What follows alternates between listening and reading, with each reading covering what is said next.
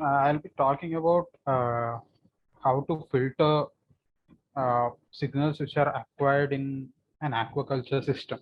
So the agenda of the webinar is to, I'll be explaining what aquaculture is, and since this is an economy driven world, we'll be knowing how important aquaculture is to our day-to-day lives.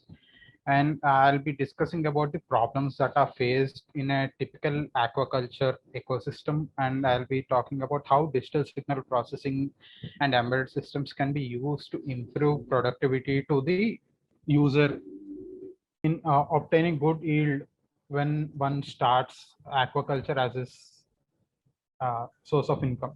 So in this presentation, I'll be talking about those problems and what are the challenges that are faced by aquaculture farmer and what is the optimal solution to increase the profit.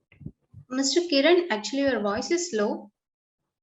Okay, is it audible now? Yes, it is better. Okay, so yeah, so we'll be talking about few of the problems which are faced by aquaculturists and how signal processing can be used and what are the analysis techniques, what are the metrics to analyze the productivity of the system that we are proposing. So, so if you observe, I think you're all muted. So this is the basic difference between normal farming and aquaculture.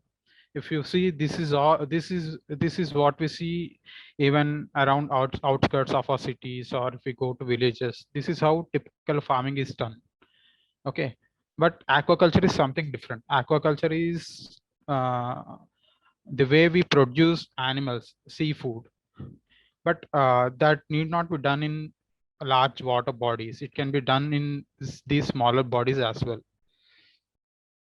Typically, in this one square box, more than 3 lakh aquatic mammals can be grown at a time. So imagine you might be, most of your non-vegetarians and most of you might be enjoying seafoods. So you see, you just purchase a couple of maybe 1 kilo, 2 kilos of seafood, and you'll be counting them. How much did you get? So in this single square box, you'll be able to grow more than 3 lakh of such mammals. So imagine how much revenue this single square box, or this is 1 acre. Okay, 1 acre of aquaculture land can produce. That's the potential. If you observe a typical 1 acre of land, if you do conventional farming, that need not produce so much yield. But once you get into aquaculture, the profits and the margins will grow so high that it has become an immense opportunity for upcoming agriculturists or those who are looking at aquaculture as a stable source of income. So these are few of the mammals that are grown. If you observe, there are tiles underneath. So what they do is in these lands they'll convert it into a, what they do is they do cement flooring first. Instead of leaving it like this bare, they'll be converting each acre into a cement floored closed box, and then they cultivate the mammals. Okay, this helps them in keeping their costs minimum. They need not uh, keep on refilling the land, etc. And so most of you people that shrimps are most costly. Shrimps are the costliest seafood available. So these are two different kinds of shrimps. One is tiger shrimp and another is normal shrimp, and these are typically grown in an aquaculture land. These are highly costly, and these maintaining the ecosystem for their growth is also very difficult. So earlier people used to go, even these days we have fishermen going into the ocean to bring fish, seafood, etc. So this is how they used to uh, uh, take nets into the ocean and bring back valuable seafood. So even today, most of, not most, but few of the, even in India and even abroad, few of the fishermen do the same way of going into the ocean, risking their lives and trying to bring back some valuable material home. So but what are the problems? The problem involved is, they need to risk their lives. First point, they'll have to go deep into the ocean where life is uncertain. Even if they risk 15 days, they'll be taking home around 25 to 30,000 rupees, the daily laborers, which is not profitable to them or profitable to the owner. And yield will be low because there is there is no certainty to life, there is no certainty to yield, because even if you go inside, there won't be any chances that you'll be fetching good yield when you go back home. And moreover, what happens is when you go into wildlife, most of these animals might get infected. Most of the seafood that you obtain will be infected, but once if the yield is infected, there is no use, nobody will buy it, then you'll have to waste it again. So that you know uh, the conventional way of going into the ocean and uh, risking lives is not at all recommended in the present scenario, where you can use technology to uh, upgrade your lives. So what are the challenges? What are the challenges? So let me tell you, if we are taking shrimp as consideration, most of you might be knowing, the heavier the shrimp is, the costlier the shrimp will be. Normal weak shrimps no one would like to purchase. Heavier shrimps which are bulky are what people prefer to buy and eat. So what makes the difference between a bulkier shrimp and a normal shrimp? What happens is, there's something called feed conversion ratio. The aquatic life, for example shrimp, they don't eat all plants or which is available inside the green life. What they eat is smaller fish. So what happens is, you'll have to, when you're doing aquaculture, you'll have to purchase pellets. They call the feed as pellets. Pellets are normal, which look like rubber bullets. They are slightly smaller than rubber bullets, and they'll be throwing it into the farm. What happens is, the shrimp, when they are hungry, they will eat the pellets as and when they are thrown. If they are hungry only, they will eat. Once they eat, their weight will grow. Hence, fewer shrimps will fetch more money. So in a limited area of aquaculture farmland, if there are more number of bulkier shrimps, the yield will be more and the profits will be more.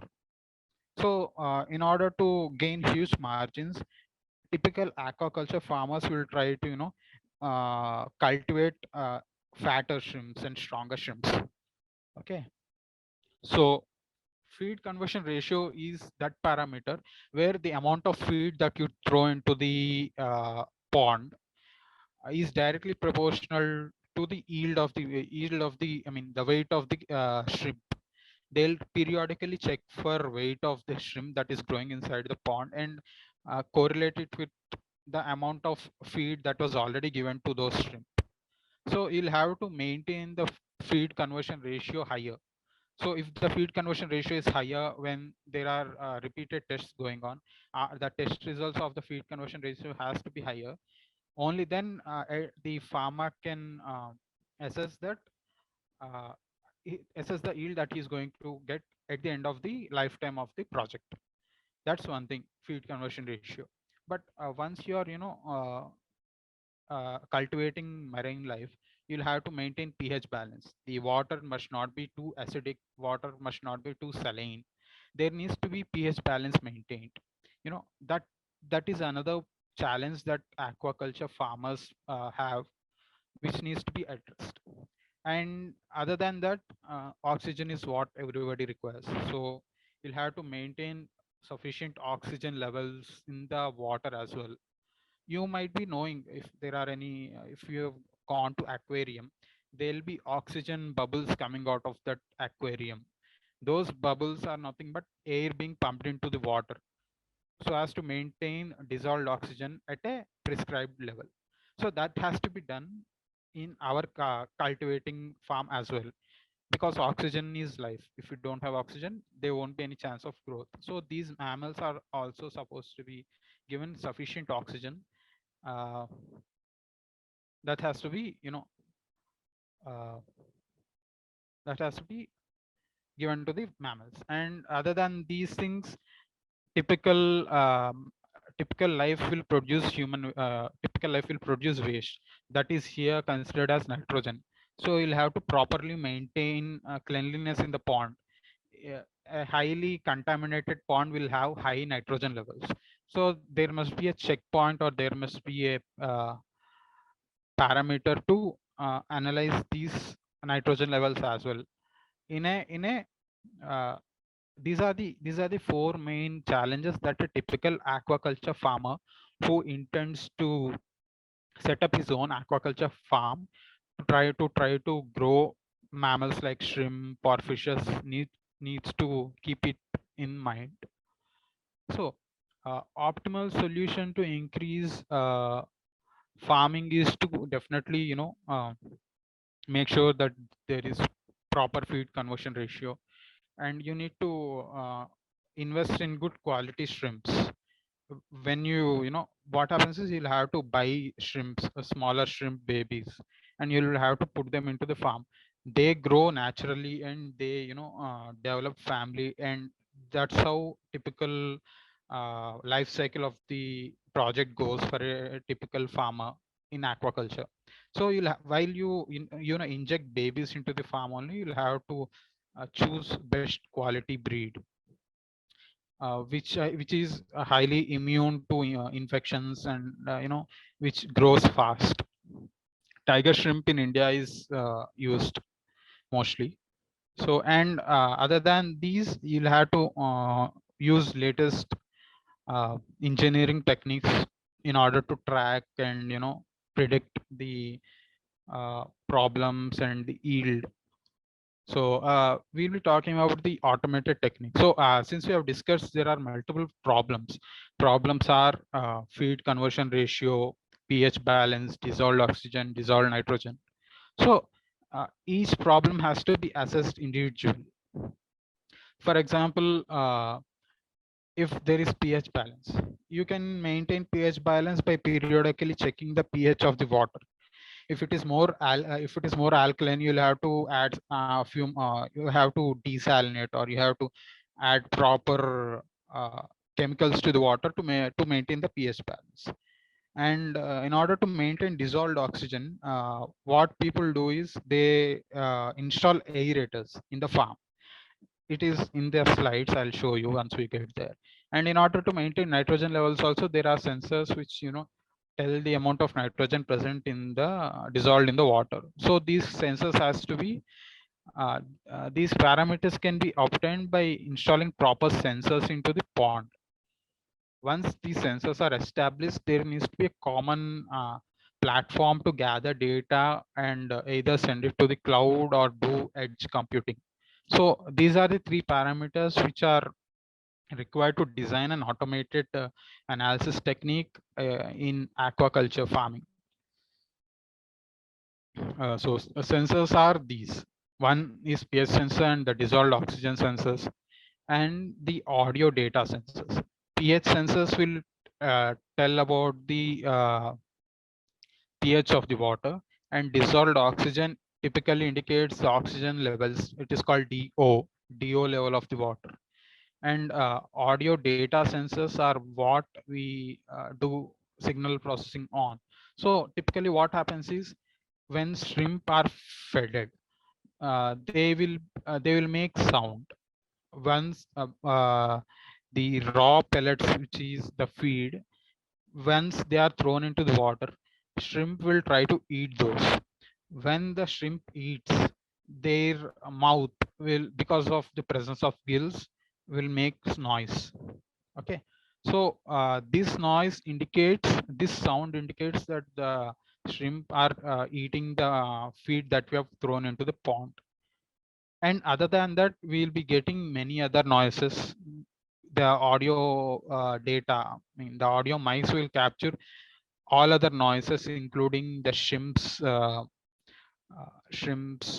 fluctuation or shrimp's various other noises, along with the feeding noise that they make.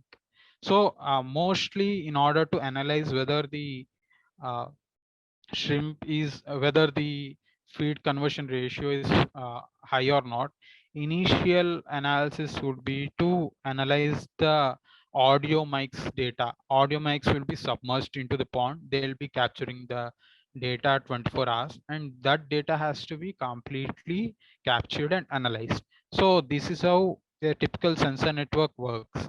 This is how sensors are used to analyze the pH data, analyze the dissolved oxygen data, and analyze whether the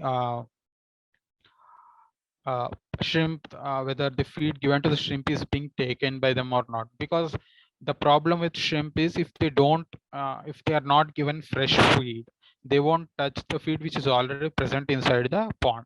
So as and when we supply feed, as and when if they eat, only then feed conversion ratio will be higher.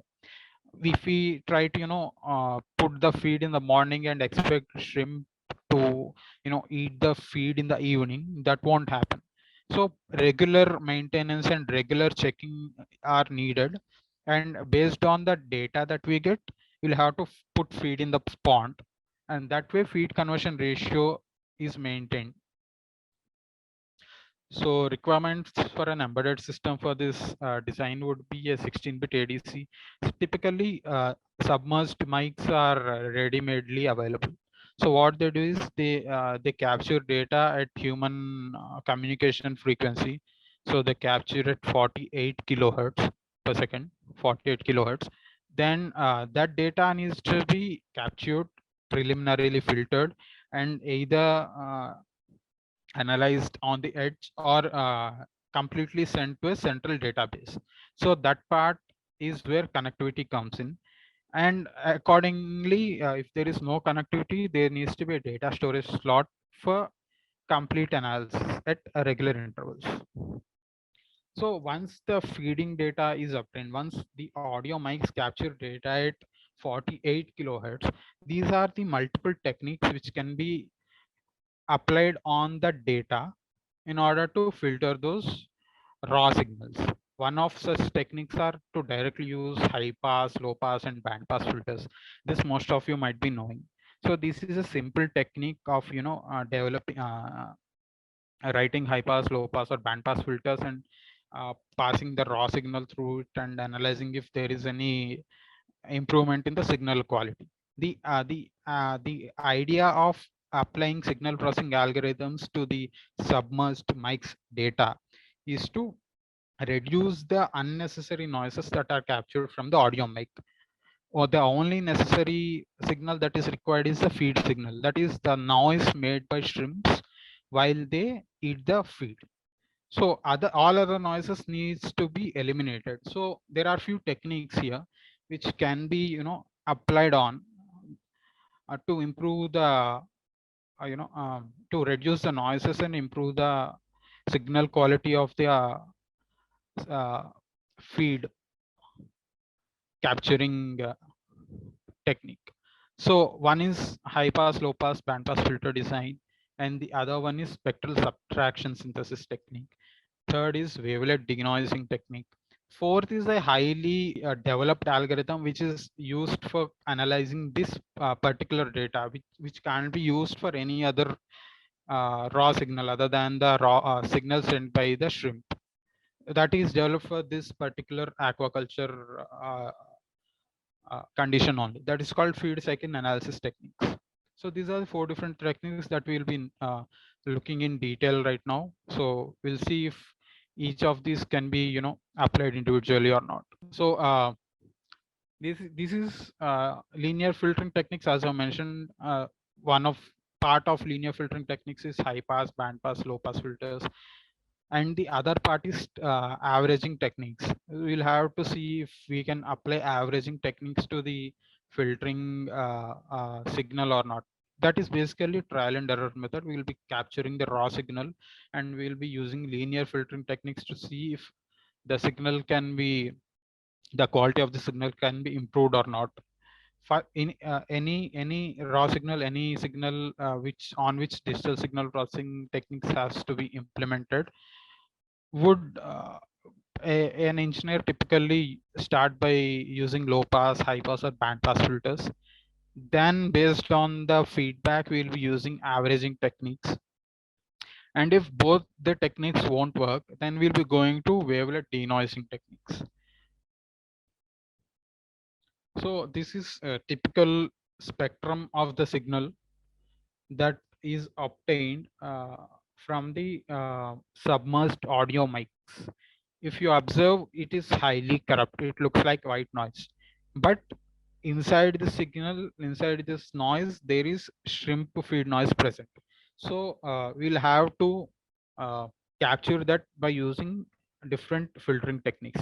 One such technique is by implementing Chebyshev or Butterworth filter. If you observe, the main difference between Chebyshev and Butterworth is the transition roll slope. In Chebyshev, the difference between pass band and stop band can be clearly identified. If the pass band and stop band are very, very distinctable, if they are like 0 and 1, then one would preferably use Chebyshev filter. If there are gray lines between pass band and stop band, then typically Butterworth filter is used. It completely depends on the application that we are using. So we'll have to analyze the pass band and stop band frequencies. Based on those frequencies and based on the information available between the transition bands, we can choose either Chebyshev or Butterworth filter. This is one more technique called spectral subtraction technique. What I'm going to do is I'll open a